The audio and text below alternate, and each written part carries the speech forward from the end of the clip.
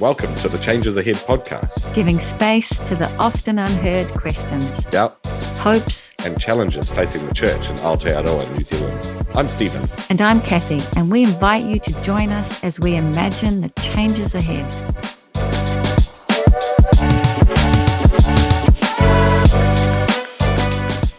I really appreciated the depth that both Jody and Andrew brought to the conversation. And one of the ideas that stood out to me was that the podcast is a medium that interrupts our normal response to mount a counter argument and go, but what about ... It creates a pause and a practice to listen more and to ask what is being triggered for me and why. And for me, I really appreciated hearing from Andrew the way his journey has led him to shift his thinking on issues throughout his pastoral ministry. And I think as we draw close to the close of this first season, it's really cool to hear some reflections from a couple of pastors who have listened in. Well, Jody and Andrew, it's so great to be sitting on Zoom with you this afternoon. Thanks so much for joining us on the Changes Ahead podcast. We're really looking forward to hearing from a couple of pastors who have committed kindly to listening to all of the episodes that we have released so far. So this is the penultimate episode of the season. And so, yeah, we're really grateful to hear from your experience, both as pastors and also as people who have listened along. So thanks for joining us. You're welcome. Kia ora koutou. It's great to be here. You will have heard us ask this question, so we'll put it to you. What does it mean to be Jody? What does it mean to be Andrew? Who'd like to go first?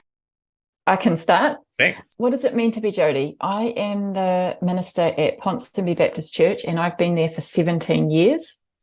So what does it mean to be Jody? It means to be kind of a long-term pastor in one place. I'm married to Julian. We've got 4 kids. We've got a dog. I don't necessarily recommend that. And which one, the 4 kids or the dog? Well, to be honest, it's the combo, I think, that is particularly difficult. Yeah, the dog has been a stressful addition to the family, but the kids really love him. And we've got a swan plant. And so at the moment, it feels really significant being Jody and having a swan plant, because watching a swan plant, it is tremendous, but it's horrific. The caterpillars come, the wasps come and want to lay eggs in the caterpillars. We started running out of leaves for the caterpillars to eat. We dashed out to buy more swan plants to just try and feed these caterpillars through to get them to chrysalis. But they're at the point of hatching now. And so that has been quite incredible to watch. That's me. Cool. Thanks, Jody. So I'm Andrew. I'm a husband. I'm a father. We had 4 children, but we had one who died when he was 15, so that's sort of impacted on who I am. And then I'm a grandfather, so I have 5 mokopuna who give me great joy and great delight. And I have been a pastor for just coming up 30 years. And I've been in 4 different Baptist churches around New Zealand, so sort of provincial, suburban, inner city, and now sort of a retirement community, really. Yeah, so 4 different places. Yeah, cool. That's sort of who I am. Yeah. Awesome. So you've both listened to the episodes leading into this one. And yeah, we're really keen to hear some of your reflections on perhaps what has stood out for you, what's challenged you, and perhaps what you might do differently going ahead in the future in your pastoral leadership because of what you've heard. So yeah, I wonder if there's something particularly that really stands out for either of you. There's a place we could start. Where you go, Jody?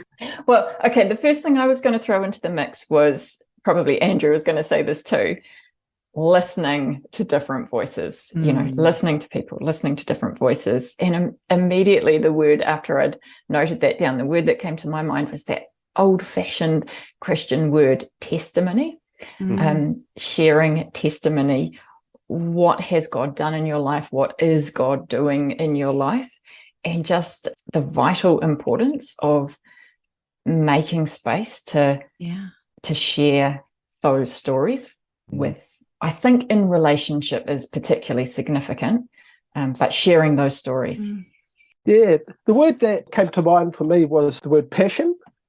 The passion that all of these speakers had when they talked, you could hear it in their voices. And that passion came with a real love for Jesus, but also there was this huge frustration with this church and the way that we do things. And I think there was that sort of tension between those that came through all the time for me. You know, we really love Jesus and we love this church, but for goodness sakes, at times it just drives us to despair, you know, and I think that came through. But I don't think it was hopelessness. You know, I don't think that despair was all about there's no future. It was just we're in a tough place and we've got to work some stuff through. Yeah. Was there, and we'll maybe start with you, Andrew, was there one particular idea that came out that we could perhaps have a chat together about that was you found interesting from a bit more specific? Yeah, I think what Jody said about the listening was really key, the ability to listen to others. But there was one comment, I think it was is it Caleb that might have made it, and he made the comment that we are traditionally a settler church, not a missionary church, that we were here for the European settlers and not the people who were already here. So it was about creating a church for us, you know, as settlers, rather than thinking about what would it mean to bring the gospel into a new land. And that struck me. I was reading that one again today, and I've thought about that quite a bit. I think that, you know, how do we move from just being a church that satisfies our needs to a church that is there for those who don't yet know Jesus, you know, and how do we engage with that? I'm not sure that we do that very well, even after sort of 200 years of being here. Yeah. I know something when Caleb was talking, what struck me as well was how we need people who are different to us to show us what we can't see for ourselves, and how important that was. And I found that openness to, we just need to listen, like you were saying, Jody, and because it's less threatening, I think, if we just listen to people's stories. It invites you in and invites you to see things that, you just don't normally see for yourself. So we've loved that.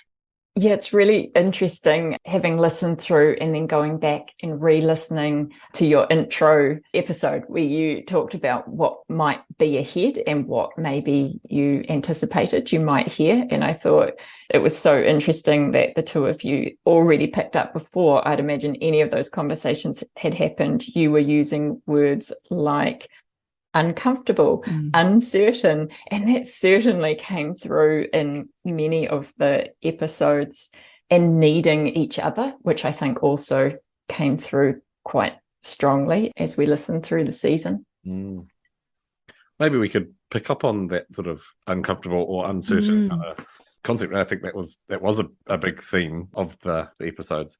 But that's often not a welcome thing within, well, in my experience at least, it's often not a welcome feeling within a church space. I wonder, can you speak to your experiences with that within your own church context? One thing I'll throw into this, I'm not quite onto our church context yet, but one reflection I have is what a great medium this podcast and podcast series has been, because often when you hear something that is challenging to you, the first thing you want to do is mount a counter challenge and say, but what about, you want that boulder to go flying down the hill, but what about this, that, and the other thing? And the discipline of not being able to have a right of reply, it's a podcast that was recorded days or weeks ago. So really the invitation is to listen and sit with whatever reactions you have and just let them settle down within you and see what remains after your initial fluster of wanting to argue against what you heard was, or see what the Spirit is offering to you through that. So I think the medium works really well to help us with the discipline of listening without wanting to put in our own 2 cents worth immediately. And I guess it makes me think, as we apply that to our own churches, any opportunity that we give where we say, let's just listen, let's not spend our time thinking about how we're going to argue against what we just heard or the counter story we're going to offer, but let's just listen to each other and sit with what we've been invited to receive. Yeah, and I agree with you, Jody. I think there's so often we've got our own understanding of how things should be or will be, And sometimes we attach those to our own theology. So this is what I believe. This is what my faith is based on. And so the moment somebody offers an alternative way of understanding that, it feels a little bit, like the ground under your feet has been chiseled away, and you think, oh my goodness, they can't be right, because if they are right, then everything I've been doing for the last 30 years is wrong, and then what do? And so there is that tendency to want to hold on to the first decisions that we made often and the first things we believed, and not be willing to allow someone else to speak into those things or to question them for us. Yeah, so trying to develop that posture of being willing to listen and then to reflect on what someone else has said without destroying their argument. I think is a really, I think it's a hard thing for us to do as pastors, because we do get boxed into a way of being in the church. And I've even recognised for myself over that 30 years that sometimes, as my views have changed, I've thought, but now how do I change my preaching to match? What's that going to look like for me? And people who know me as this, what happens when they suddenly realise that I've shifted over here? How's that going to impact on my relationships with those sort of people? And so what I experience as a pastor, I think, even our people in our churches experience that it's hard to be willing to listen. Yeah. But we need to learn it. Yeah. That's such a great reflection. Thank you, both of you, because I think it needs to be a practice, doesn't it? It's a spiritual practice, and I hadn't thought of it like that, in that way, that the podcast makes you have to just listen. But I have heard some friends respond to me saying, the first time, there was all this triggering, and then they had to pause and go, okay, I'll listen to it again, and then hear it in a different way. But you're right, it's an opportunity to ask, wow, what is being triggered? I don't think we build that into our spiritual practices, and we don't build that enough into, like you say, our communication. And we need this more than ever, this ability to just pause and listen. And I think the only word that can kind of cover that, and it's a really hard one, is the humility to listen. And how do we cultivate that I don't have to always be the right one? Your thoughts? One thing I was just going to say, but I don't know that it's quite come together in my head, but Andrew's point about how perhaps we're a little bit fearful about what happens when we actually do change, or we, through our listening, have got a little bit of a different perspective or stance, and that perhaps one thing we can do, as well as the discipline of getting better at listening, is perhaps getting better at clearing the space for change and for acknowledging that we don't know where conversations or listening is going to take us or lead us. And I think you two did that so well in that very first episode, saying you don't know what is going to come of this, but you're going to trust the process. So I haven't quite got a way to pull that all together, but I'm sort of responding to both what Andrew and Kathy said there. I was wondering, maybe what you're saying is to take away the thought of where the destination is, thinking that we've got to get to a certain point. Yeah. And a lot of the voices we've heard this season have really said we've got to let go of that, eh? Like, if the answers are determined already, then that's the frustration that you kind of reflected on earlier, Andrew. Just, we're not interested in that. Yeah, that's not what's going to capture people as far as following Jesus is concerned. Yeah. Do either of you have a story of perhaps where you have changed a perspective that you've held before, and how that did impact you in your pastoral space? Well, I'll share my one, because it's still a process. It's still a journey for me, this one. So in my last church, I probably for the first time encountered people who were gay but considered themselves Christian. And initially I started with where most of us traditionally start, probably, which is, I don't know how this can be. But then as I began to get to know these people, I began to understand their journey. I found myself having to rethink some of my basics about that. So this has probably, for me, been a journey now of about 8 years where I'm shifting in my thinking. Now, I'm not completely settled where I want to go. I think pastorally, I know where I want to go. Theologically, I'm still struggling a little bit at times.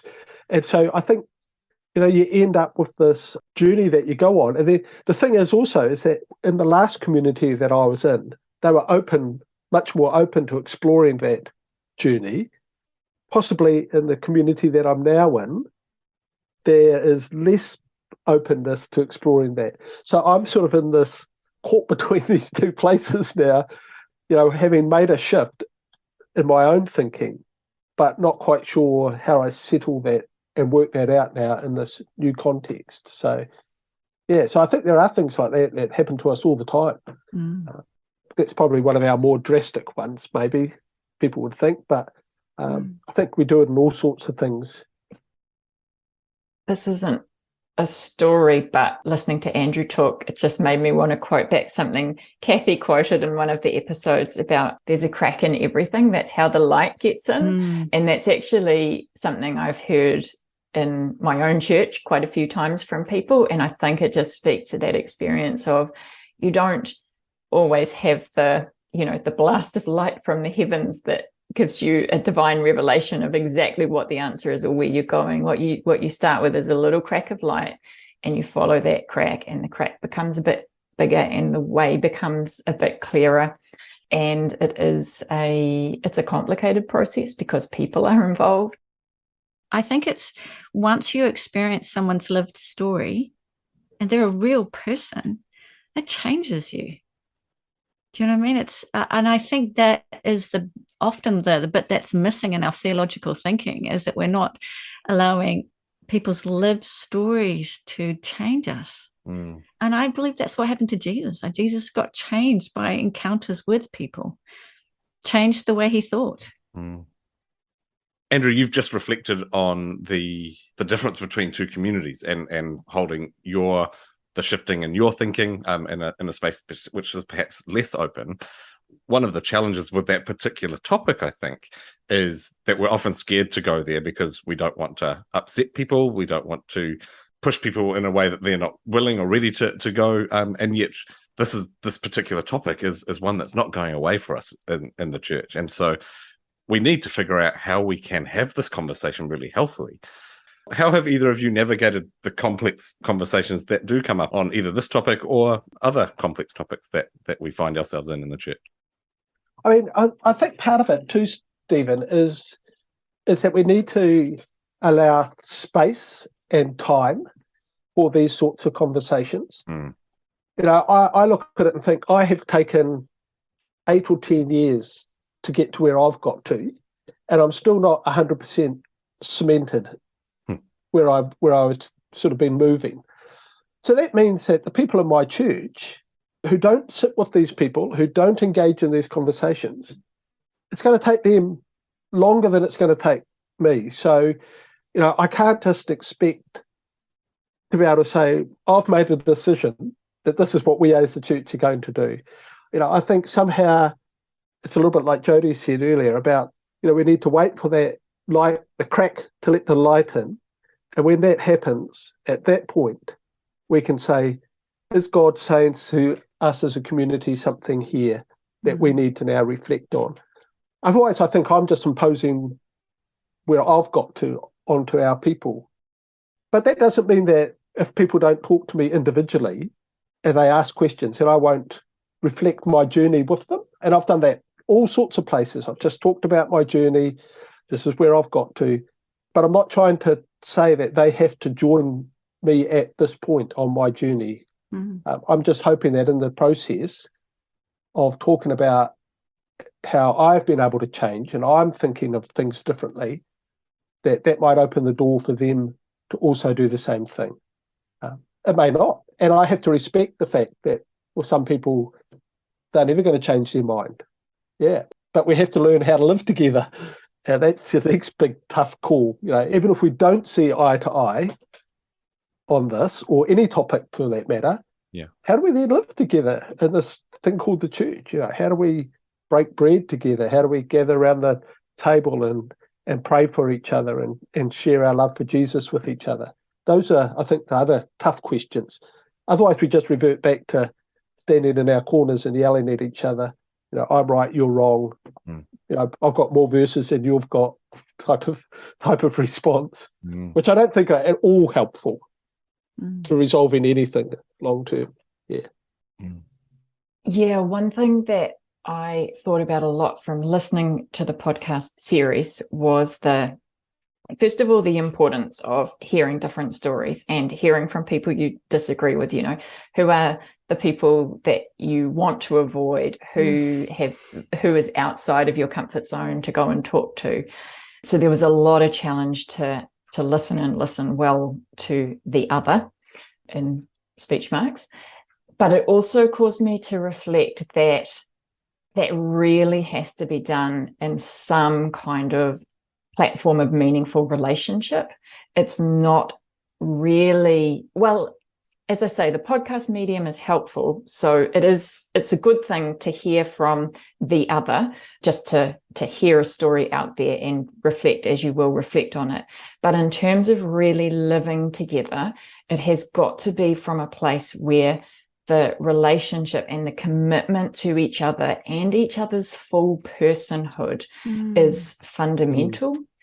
Because if we are just collecting stories, but there's no real commitment to each other's full personhood and well-being and coming into being the best human and the fullest expression of our humanity that we can be, if we don't have that, then someone in the relationship is going to be withholding a whole lot of themselves and a whole lot of the truth of their stories and experiences.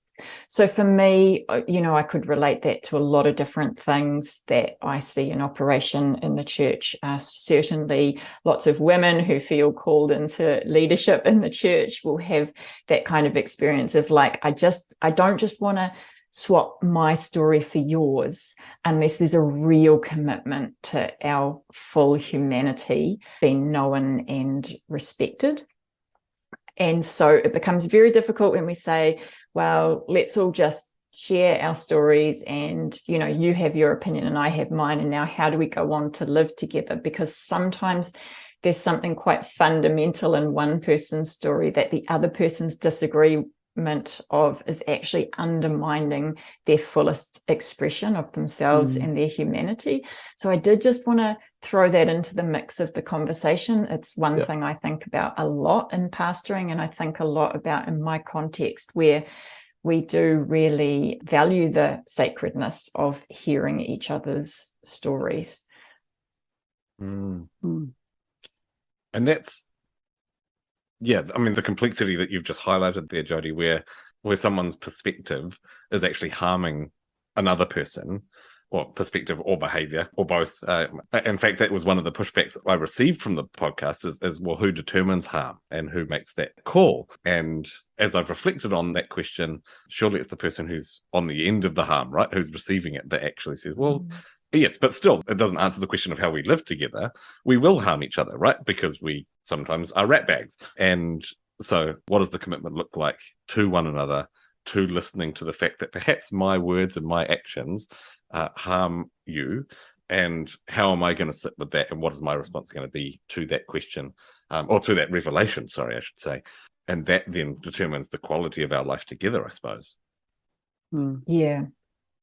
I think in some of the stories that have been shared over the last few weeks, we've actually heard from some of those people about what it's like to be on the downside of those relationships, where you're the one who gets hurt by the comments that are made, and that for them, their relationship with the church then becomes sort of that tense thing, because you don't ever feel like you're quite heard. You don't ever feel like you're quite acceptable, maybe is the word. And so in a sense, you're the one who often feels like, oh, I'm at fault because, if our church has got issues about this area, I'm to blame for it now. You know what I mean? And I felt really sorry for some of our people that spoke on this podcast, that their relationships with people have been at times so fraught and difficult. And it made me reflect on, for myself as a pastor, at what point have I, even unwittingly, acted in a way where I've driven those people away or made them question whether or not there's a place for them because of how I responded, either to what they said or my inability to listen even to what they were saying. So that whole thing about, and all of them talked about it, didn't they? Can we listen to each other? Can we listen to each other? It was almost a sort of heartfelt cry from all of them. Will anybody listen to what we're saying? And I hope that this podcast series not only gives them a platform to say those things, but actually that other people will listen to them and then go, well, how do I engage with people who hold these views now? What does that look like for me? Yeah. And Jody, can we just come back to what you were saying? Because I'm just trying to get my head around it. Is the call to be more than just saying we've got a difference of opinion? I think you're inviting us to something far deeper, but also incredibly challenging, to say, if I really am choosing to love you, it's going to change the way I am relating to you. And it's going to be more than just saying we've got a difference of opinion. Is that what I'm hearing? You're calling us to something other, and I just feel like there's something here. Yes, I probably have also not got it fully and completely articulated, but I think my key point was, if a disagreement, if a difference of opinion cuts into fundamentals of one person or both people's identity and their fullest humanity, then we've got a problem that hearing each other's stories is not going to resolve. So I think your point, Kathy, about what it means to love each other, and I know you talked about the Corinthians 13 passage in one of the previous podcasts, how do we actually start to shape ourselves in new relationships because of our care for each other's humanity? I feel that, and it just feels like it's a real call, isn't it?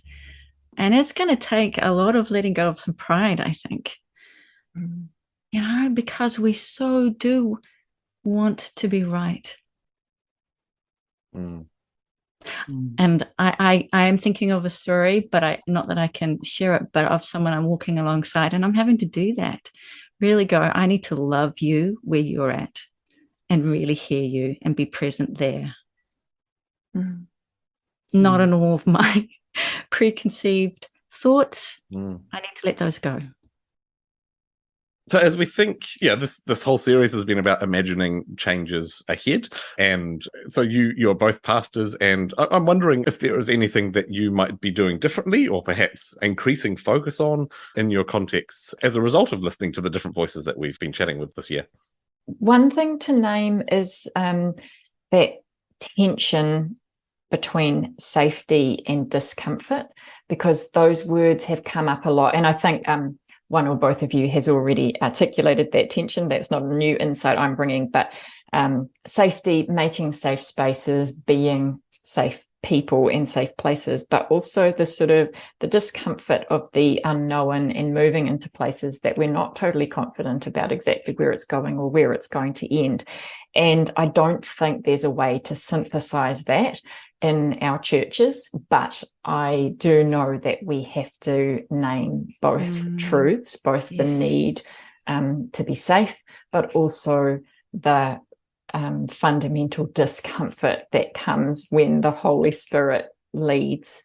And another thing I wanted to mention, which I think relates to that, is around vulnerability. I know that word's come up quite a bit as well throughout. Some of your speakers really majored on that. I know Sarah did. And just that importance of having smaller and known communities and commitments. And I mean, this is not a problem that I struggle with, but I don't mean that if we've got a big church, we have to go and strip it back and cause several church splits to make it smaller, but to always look for ways for people to know and be known in significant relational commitments with each other, where there is actually the possibility to be vulnerable and for that to be a safe and good thing to do. So I think that thing of naming those tensions and seeking to continue to create spaces for vulnerability are really important things that I've learned from listening to the podcast. And the last thing that I was going to mention is that if we know our spaces aren't yet safe enough or aren't yet ready to directly hear from the most marginalized voices that we suspect we need to be hearing from, then not just pastors, but anyone in the church can help do the work of amplifying those voices without putting people directly into really unsafe spaces themselves. So I know you talked about making sure that your reading was a bit broader. You're not just reading white guys from America.